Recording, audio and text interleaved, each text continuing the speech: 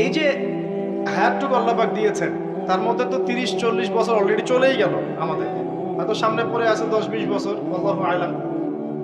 এখন নিজের উপর যদি নিজের ফরজিয়াতটা না নিয়ে আসি যে আমার দায়িত্ব দিন ইসলাম পরিপূর্ণরূপে পালন করা, তাহলে সমস্যা না ভাই? মানুষের কথা বাদ দেন, কবরে তো একাই যাওয়া লাগবে নাকি? যার যার কবরে তো একাই যাওয়া লাগবে। স্ত্রী সন্তান, বাবা মা, আত্মীয় স্বজন, নেতা নেত্রী যাবে নাকি কবরে?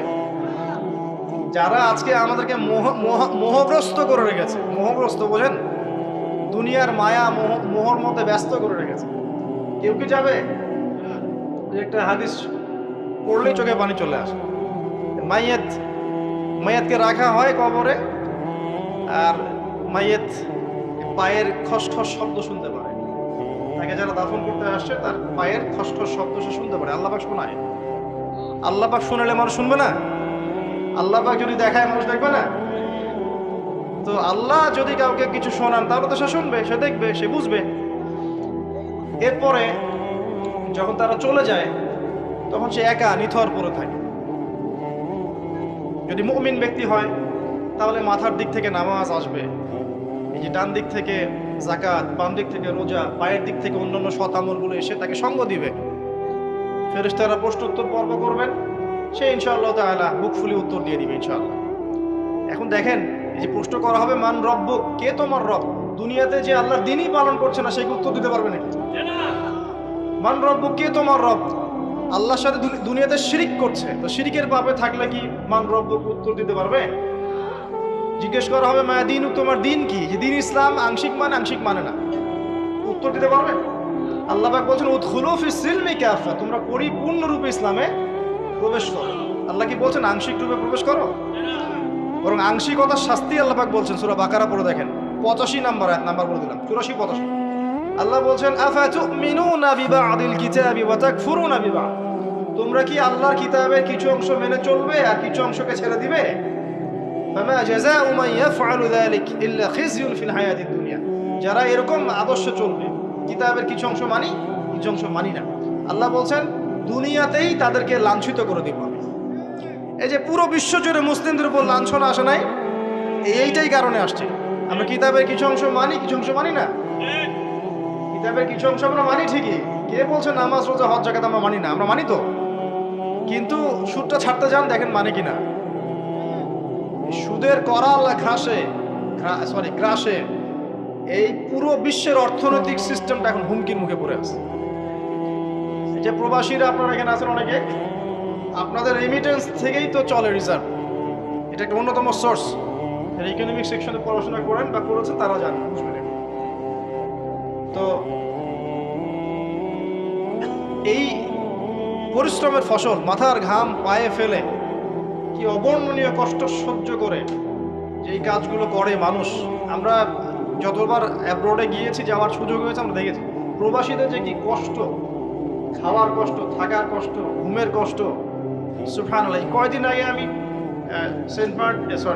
কক্সবাজার একটা সফর ছিল, ওখানে যে একদম শেষ পয়েন্ট যেটা নাফ নদীর সামনে টেকনাফ, ওই পর্যন্ত আমরা একটু ঘুরতে গিয়েছিলাম ঘোরার জন্য।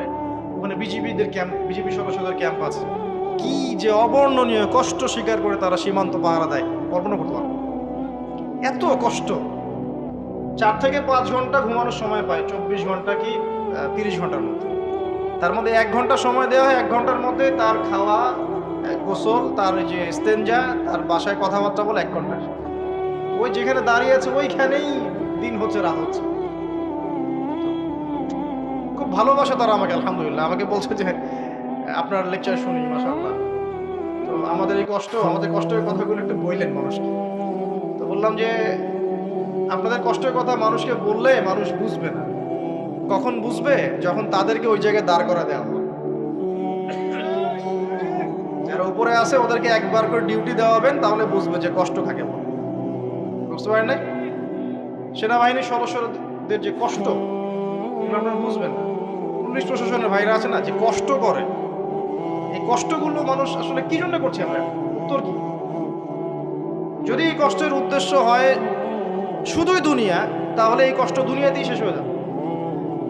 আর যদি এই কষ্টের উদ্দেশ্য হয় দুনিয়া এবং পরকাল, যে আমি এর সাথে দিনের স্বার্থ জড়িত থাকে, প্রত্যেকটা সেকেন্ড আপনি নাকি পাবেন ইনশাআল্লাহ।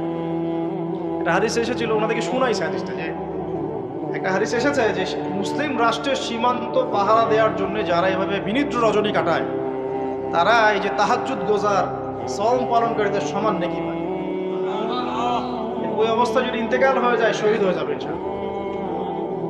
তো দেখেন ভাই, এই যে পরিপূর্ণ জীবন ব্যবস্থার কথা বলছি, প্রবাসীদের কথা থেকে এখানে আসছিলাম, যে তাদের যে কষ্ট, আমরা দোয়া করি যে আল্লাহ পাক তাদের যেন কষ্টগুলো লাঘব করে দেন এবং তাদের পরিবারগুলোকে আল্লাহ পাক যেন ইসলামিক পরিবার রূপে কবুল করেন।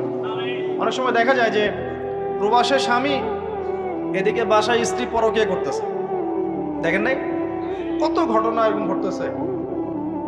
এরকম নিমক হারাম মহিলাদের সাথে সংসার করবেন না, সুন্দর মতো বসবেন, বসে সেপারেট করে দিন। এসব নিয়ে চলার কোনো মানে হয় না তো। আপনি প্রবাসে গিয়ে মাথার ঘাম পায়ে ফেলে রেমিটেন্স পাঠান, টাকা পাঠান, আপনার টাকা দিয়ে পরিবার চলে, সমাজ কল্যাণমূলক কাজ হয়, দেশের জিডিপি বাড়ে, রিজার্ভ বাড়ে।